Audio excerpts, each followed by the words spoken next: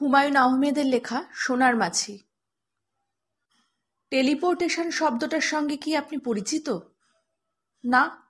টেলিকাইনেটিক্স শব্দটা শুনেছেন? না। টেলিপ্যাথি? হ্যাঁ, শুনেছি। যতদূর জানি এর মানে হচ্ছে মানসিকভাবে একজনের সঙ্গে অন্য আরেকজনের যোগাযোগ। মিসির আলি চায়ের কাপে চুমুক দিতে দিতে বললেন, ঠিকই শুনেছেন। ধারণা করা হয় যখন মানুষ ভাষা আবিষ্কার করেনি তখন তারা টেলিপ্যাথির মাধ্যমে যোগাযোগ করত। মানুষের কাছে ভাষা আসার পর টেলিপ্যাথির ক্ষমতা নষ্ট হতে শুরু করে।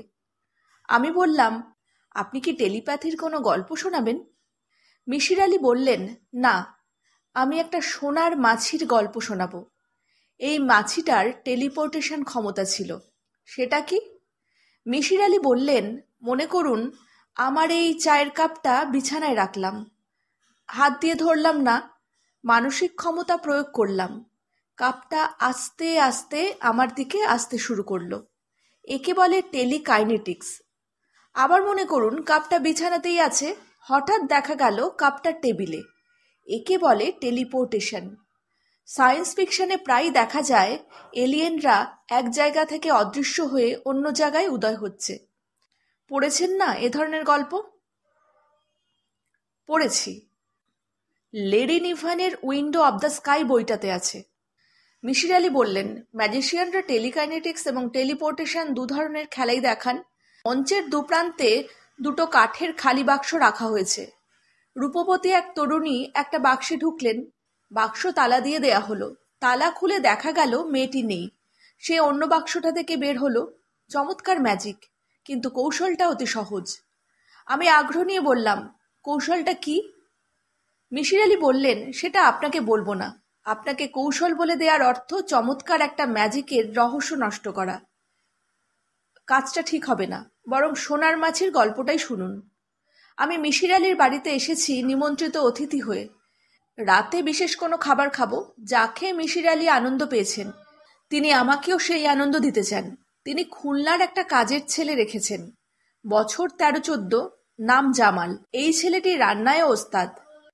আজ সে রাঁধবে কলার মোচা এবং চিংড়ি দিয়ে এক ধরনের ভাজি, কাঁচামরিচ ও পেঁয়াজের রস দিয়ে মুরগি। মিসির আলির ধারণা পৃথিবীর যে কোনো শ্রেষ্ঠ খাবারের তালিকায় এই দুটি আইটেম আসা উচিত। আমি বললাম, জামাল ছেলেটাকে বেতন যা দিচ্ছেন তা আরও বাড়িয়ে দিন, যাতে সে থেকে যায়, দুদিন পরে চলে না যায়।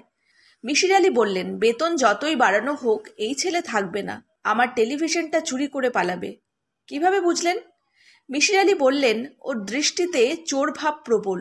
সে টেলিভিশনের দিকে তাকায় চোরের দৃষ্টিতে। টেলিভিশন প্রোগ্রাম দেখার প্রতি তার কোনো আগ্রহ নেই। বন্ধ টেলিভিশনটা সে প্রায় চোখ সরু করে দেখে। চুরি যদি নাও করে, বেতন যদি বাড়াই, তাতেও সে বেশি দিন থাকবে না। কেন বলবো বলুন?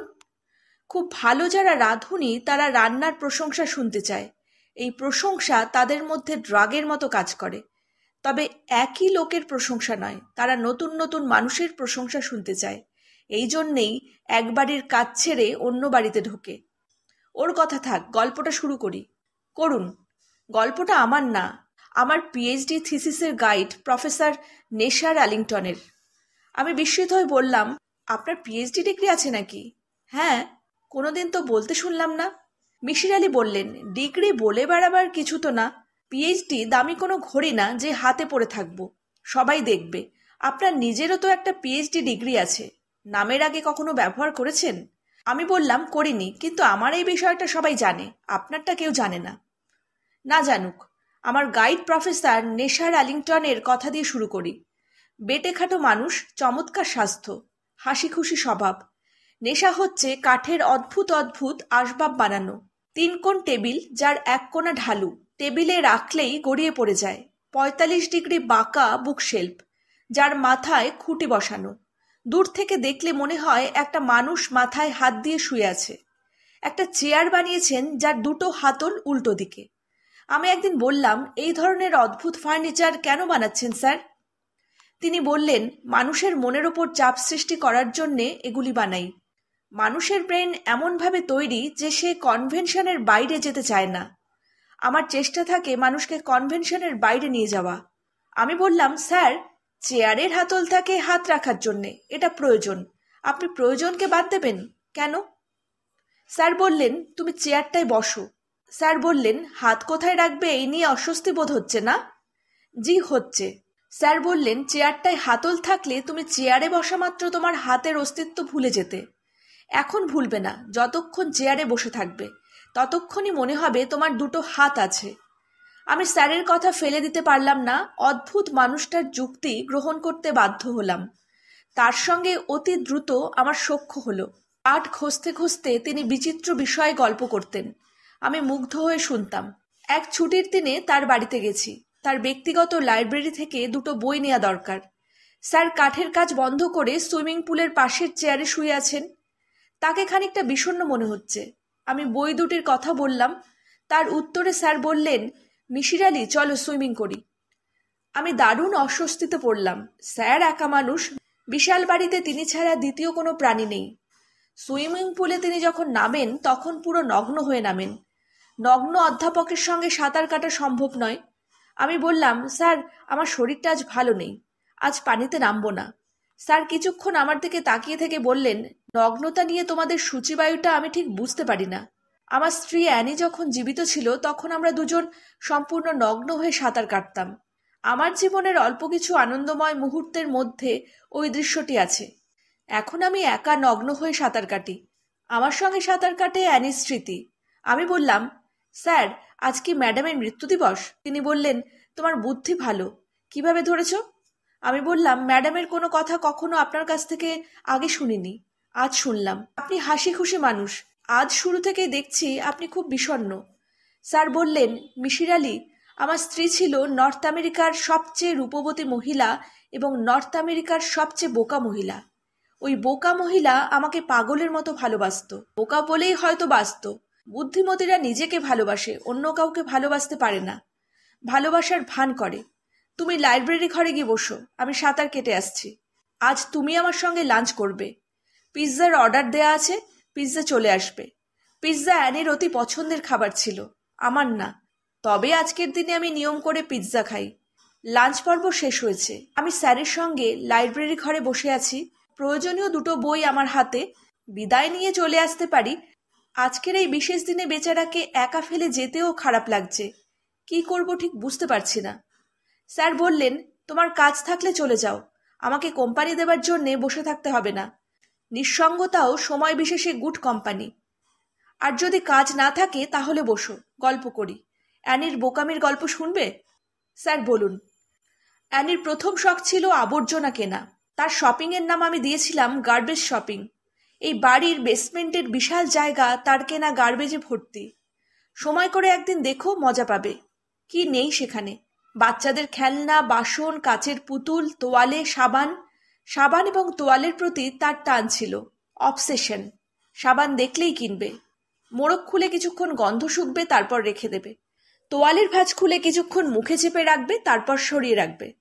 অ্যানিকে নিয়ে আমি প্রায়ই দেশের বাইরে ছুটি কাটাতে যেতাম। বিদেশের নদী, পর্বত, অরণ্য, সমুদ্র কোনো কিছুই তাকে আকর্ষণ করত না। সে ক্রেডিট কার্ড নিয়ে মহানন্দে দোকানে দোকানে ঘুরত। সেবার গিয়েছি ইন্দোনেশিয়ার বালিতে। আলাদা কটেজ নিয়েছি। সমুদ্রের পানিতে পা ডুবিয়ে বিয়ার খেয়ে সময় কাটাচ্ছি। অ্যানি ঘুরছে দোকানে দোকানে। তার সময় ভালো কাটছে। আমার নিজের সময়ও খারাপ কাটছে না। এক রাতে সেই উত্তেজিত গলায় বলল, আজ একটা অদ্ভুত জিনিস কিনেছি, দেখবে? আমি বললাম, না, তুমি কিনতে থাকো, প্যাকেট করে সব দেশে পাঠাও। এটা একটু দেখো, একটা সোনার মাছি। আমি বললাম, সোনার মাছি দিয়ে কি করবে? লকেটের মতো গলায় ঝুলাবে? মাছির মতো নোংরা একটা পতঙ্গ গলায় ঝুলিয়ে রাখার কোনো মানে হয়? অ্যানি বলল, জিনিসটাকে দেখো, তারপর জ্ঞানী জ্ঞানী কথা বলো। আমি জিনিসটা দেখলাম। সিগারেটের একটা প্যাকেটের চেয়ে সামান্য বড়। সেখানে সোনালি রঙের একটা মাছি আটকা পড়ে আছে। সূর্যের আলো তার গায়ে পড়লে সে ঝলমল করে ওঠে। মাছিটাও চিকমিক করতে থাকে। অ্যানি মুগ্ধ গলায় বলল, সুন্দর না? আমি বললাম, জিনিসটা নকল। অ্যানি আহত গলায় বলল, মাছিটা নকল? আমি বললাম, মাছি নকল না, এম্বারটা নকল। চাইনিজরা নকল এম্বার তৈরি করে তার ভেতরে কীটপতঙ্গ ভরে আসল বলে বোকা ট্যুরিস্টদের কাছে বিক্রি করে। আসল এম্বারের গুরুত্ব তুমি জানো না, আমি জানি। পৃথিবীর প্রাচীন ফসিলগুলির বড় অংশ হল এম্বারে আটকা পড়া কীটপতঙ্গ। বিজ্ঞানীদের কাছে এম্বার ফসিল অনেক বড় ব্যাপার। অ্যানি বলল, এম্বার কি? আমি বললাম, এক ধরনের গাছের কষ জমাট বেঁধে শক্ত হয়ে যায়। পৃথিবীর প্রাচীন সব সভ্যতাতেই এম্বারের গয়নার নিদর্শন পাওয়া গেছে। আলেকজান্ডার দ্য গ্রেটকে চীন সম্রাট এম্বারের তৈরি একটা রথ উপহার দিয়েছিলেন। অ্যানি বলল, জ্ঞানের কথা রাখো, জিনিসটা সুন্দর কিনা আগে বলো। আমি বললাম, নকল জিনিস সুন্দর হবেই, এর পেছনে কত ডলার খরচ করেছো সেটা বলবো না, তুমি রাগ করবে। অ্যানি এম্বারের টুকরো গালে লাগিয়ে হাসি হাসি মুখে বসে রইল। মিসির আলি, আমি তোমাকে বলেছি না আমার স্ত্রী নর্থ আমেরিকার সবচেয়ে রূপবতী মহিলা? জি স্যার, বলেছিলেন। ওই রাতে তাকে দেখে আমার মনে হলো সে শুধু নর্থ আমেরিকার না, এই গ্রহের সবচেয়ে রূপবতী তরুণী। কবি হোমার তাকে দেখলে আরেকটা মহাকাব্য অবশ্যই লিখতেন। আমি কোনো কবি না, আমি সামান্য সাইকোলজিস্ট।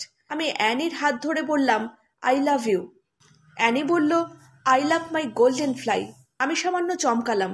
আমেরিকান কালচারের স্বামী আই লাভ ইউ বলার সঙ্গে সঙ্গে স্ত্রীকেও আই লাভ ইউ বলতে হয়। অ্যানি তা বলেনি, এটা এমন কোনো ব্যাপার না। তবে সাইকোলজিস্ট হিসেবে বুঝতে পারলাম অ্যানি সোনার মাছের প্রতি গভীর আসক্তির পথে যাচ্ছে। অবসেশন খারাপ জিনিস। অবসেশন মানুষের চিন্তা, চেতনা, জ্ঞান বুদ্ধি আচ্ছন্ন করে ফেলার ক্ষমতা রাখে। পৃথিবীর সবচেয়ে পাওয়ারফুল ড্রাগের চেয়েও অবসেশন শক্তিশালী। তুমি একজন সাইকোলজিস্ট, আমার এই কথা মনে রেখো। অ্যানির অবসেশন অতি দ্রুত প্রকাশিত হলো। আমি ছোট্ট একটা ঘটনা বলে তার অবসেশনের তীব্রতা বোঝাবো। এক রাতের কথা, আমি অ্যানির সঙ্গে ঘনিষ্ঠভাবে মিলিত হচ্ছি। হঠাৎ লক্ষ্য করলাম অ্যানি তার গালে এম্বারের টুকরোটা চেপে ধরে আছে। আমি অ্যানির হাত থেকে এম্বারটা কেড়ে নিয়ে মেঝেতে ছুঁড়ে ফেলতে যাচ্ছিলাম। হঠাৎ অ্যানির কাদো কাদো মুখ দেখে নিজেকে সামলালাম। অবসেশন সম্পর্কে ছোট্ট বক্তৃতা দিলাম। সে আমার কোনো কথাই মন দিয়ে শুনছিল না, এক দৃষ্টিতে তাকিয়েছিল আমার হাতের এম্বারের টুকরোটার দিকে। আরেক দিনের কথা, হাইওয়ে দিয়ে যাচ্ছি। অ্যানি অতি বিরক্তিকর একটা কাজ করছে। চলন্ত গাড়িতে চোখের পাতায় পেন্সিল দিয়ে রং ঘষছে। অনেকবার তাকে বলেছি এই কাজটা করবে না। কোনো কারণে গাড়ি ব্রেক করতে হলে চোখ আঁকার পেন্সিল ঢুকে যাবে চোখের ভেতর। আমার কথায় লাভ হয়নি। চলন্ত গাড়িতে তার চোখ আঁকা নাকি খুব ভালো হয়। আমি অ্যানিকে অগ্রাহ্য করে গাড়ি চালাচ্ছি, সে যা করতে চায় করুক। হঠাৎ অ্যানির বিকট চিৎকার, হোলি কাউ! আমি দ্রুত ব্রেক কষে গাড়ি রাস্তার একপাশে নিয়ে এলাম। অ্যানি, কি হয়েছে অ্যানি? অ্যানি বলল, সোনার মাছিটা আমি সবসময় বাসায় রেখে আসি, যদি হারিয়ে যায় সেই ভয়ে। আজও তাই করেছি। এখন ব্যাগ খুলে দেখি এম্বারটা আমার ব্যাগে। আমি বললাম, তুমি বলতে চাইছো একটা বস্তুর টেলিপোর্টেশন হয়েছে, ঘরে অদৃশ্য হয়ে তোমার ব্যাগে আবির্ভূত হয়েছে? অ্যানি বলল, হ্যাঁ। আমি বললাম, তোমার ইন্টেলেকচুয়াল লেভেল নিম্ন পর্যায়ের, তাই বলে এতটা নিম্ন পর্যায়ের তা আমি ভাবিনি। অ্যানি বলল, তাহলে এম্বারটা আমার ব্যাগে এলো কিভাবে? তুমি নিজেই এনেছো, এখন ভুলে গেছো। বস্তুটার বিষয়ে তুমি অবসেসড বলেই ঘটনাটা ঘটেছে। অ্যানি বলল, হতে পারে। I am sorry. Say sorry বললেও আমি বুঝতে পারছিলাম অ্যানি আমার যুক্তি গ্রহণ করেনি। সে ধরেই নিয়েছে সোনার মাছি তার আকর্ষণে আপনা আপনি তার ব্যাগে চলে এসেছে। কিছুদিন পর আবার এই একই ঘটনা। অ্যানিকে নিয়ে কেমার্টে গিয়েছি, কাগজ কিনবো, পেপার ক্লিপ কিনবো। হঠাৎ অ্যানি উত্তেজিত ভঙ্গিতে আমার কাছে উপস্থিত। আমি বললাম, কোনো সমস্যা? অ্যানি বলল, হ্যাঁ সমস্যা। কত কি সমস্যা, বলো কি সমস্যা?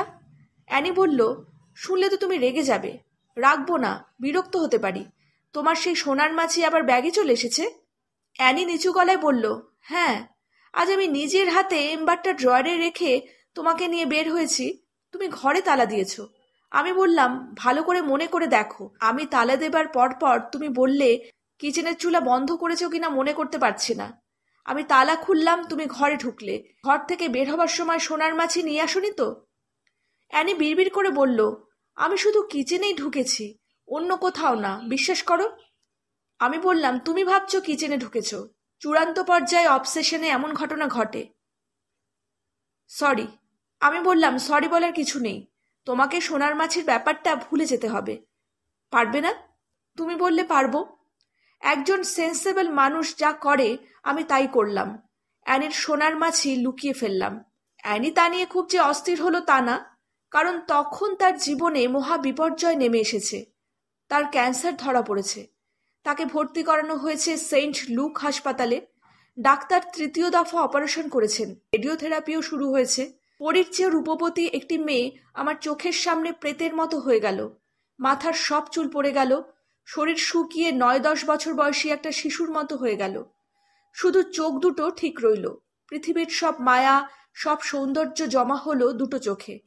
একদিন ডাক্তার বললেন, সরি প্রফেসর, রেডিওথেরাপি আপনার স্ত্রীর ক্ষেত্রে কাজ করছে না। আমি বললাম, আর কিছুই কি করার নেই? ডাক্তার চুপ করে রইলেন। এক রাতের কথা, আমি অ্যানির পাশে বসেছি। অ্যানি বলল, অন্যদিকে তাকিয়ে বসো, আমার দিকে তাকিও না। আমি দেখতে পশুর মতো হয়ে গেছি। একটা নোংরা পশুর দিকে তাকিয়ে থাকার কিছু নেই। তুমি যখন জ্ঞানের কথা বলতে আমি খুব বিরক্ত হতাম, আজ একটা জ্ঞানের কথা বলো। আমি বললাম, বিজ্ঞান বলছে মহাবিশ্বের এনট্রফি বাড়ছে, তাই নিয়ম। বাড়তে বাড়তে এনট্রফি তার শেষ সীমায় পৌঁছবে, পুরো ইউনিভার্সের মৃত্যু হবে। তোমার জন্যে আমার ভালোবাসা সেদিনও থাকবে। তুমি নোংরা পশু হয়ে যাও কিংবা সরীসৃপ হয়ে যাও, তাতে কিছু যায় আসে না। অ্যানি আমার হাতে মাথা রেখে অনেকক্ষণ কাঁদল। তারপর বলল, কিছুক্ষণের জন্য আমার সোনার মাছিটাকে কি আমার কাছে এনে দেবে? আমি একটু আদর করে তোমার কাছে ফেরত দেব। কোনোদিন চাইব না, প্রমিস। আমি স্তব্ধ হয়ে বসে রইলাম, কারণ এম্বার খণ্ডটা আমার কাছে নেই। নিতান্তই মূর্খের মতো আমি ফেলে দিয়েছিলাম হাডসন নদীতে। আমি নিশ্চিত জানতাম ঘরে কোথাও লুকিয়ে রাখলে অ্যানি কোনো না কোনোভাবে খুঁজে বের করবে। তার অবসেশন সে শেষ সীমায় নিয়ে যাবে। এখন আমি কি করি? মৃত্যু পথযাত্রীকে কি বলবো? আমি কিছুই বললাম না, মাথা নিচু করে বাসায় ফিরলাম। তার একদিন পর হাসপাতাল থেকে টেলিফোন এলো, অ্যানির অবস্থা ভালো নয়, তুমি চলে এসো, সে তোমাকে খুব চাইছে। আমি হাসপাতালে ছুটে গেলাম। অ্যানিকে দেখে চমকালাম। হঠাৎ করে তাকে খুব সুন্দর লাগছে। গালের চামড়ায় গোলাপি আভা, চোখের মনি পুরনো দিনের মতো ঝকঝক করছে। আমাকে দেখে সে কিশোরীদের মিষ্টি গলায় বলল, থ্যাংক ইউ। আমি বললাম, থ্যাঙ্কস কেন? অ্যানি বলল, আমি যখন ঘুমোচ্ছিলাম তখন তুমি আমাকে না জানিয়ে সোনার মাছিটা আমার হাতে ধরিয়ে দিয়েছ, এই জন্যে ধন্যবাদ। সে গায়ের চাদর সরালো। আমি স্তম্ভিত হয়ে দেখি এম্বারের টুকরোটা তার হাতে। প্রফেসর কথা বন্ধ করে এবার চুরুট ধরালেন। চুরুটে টান দিয়ে আনাড়ি স্মোকারদের মতো কিছুক্ষণ কাশলেন। তারপর ছোট্ট নিঃশ্বাস ফেলে বললেন, এম্বারের টুকরোটা অ্যানির হাতে কিভাবে এসেছে আমি জানি না, জানতে চাইও না। সব রহস্যের সমাধান হওয়ার প্রয়োজন দেখছি না। রহস্য হচ্ছে গোপন ভালোবাসার মতো, যা থাকবে গোপনে। মিশির আলি বললেন, স্যার, এম্বারের টুকরোটা কি এখন আপনার কাছে আছে? প্রফেসর বললেন, না, অ্যানির কফিনের সঙ্গে দিয়ে এসেছি। অ্যানি তার সোনার মাছি সঙ্গে নিয়ে গেছে। অ্যানির ছবি দেখবে? দেয়ালে তাকাও। বাস্কেটবল হাতে নিয়ে হাসছে। ছবিটা আমার তোলা। ছবিটা প্রায়ই দেখি এবং অবাক হয়ে ভাবি, আমাদের সবার বয়স বাড়বে, আমরা জরাগ্রস্ত হব, কিন্তু ছবির এই মেয়েটি তার যৌবন নিয়ে স্থির হয়ে থাকবে। জরা তাকে স্পর্শ করতে পারবে না।